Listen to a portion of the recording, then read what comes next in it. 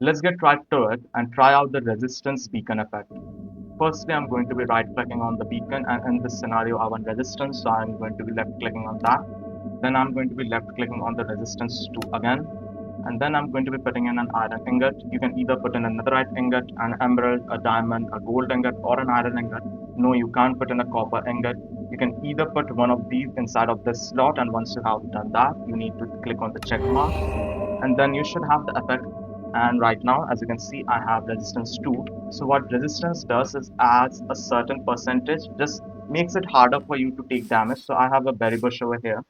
I'm going to take a few bits of my armor off. I'm going to be not wearing anything, and let's see how much damage I take. Not a lot, I will say. And if I am wearing the armor, I think it's going to be nothing, right? Almost. Yeah. Except for taking the durability and I keep eating the food, I probably wouldn't take any damage.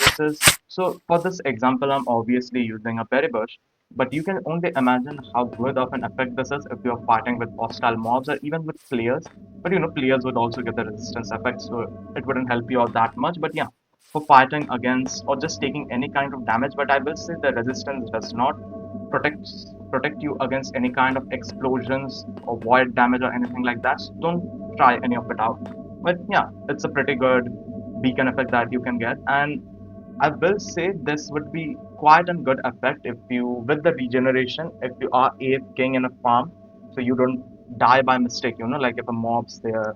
Yeah, it is just a good beacon effect to simply put it.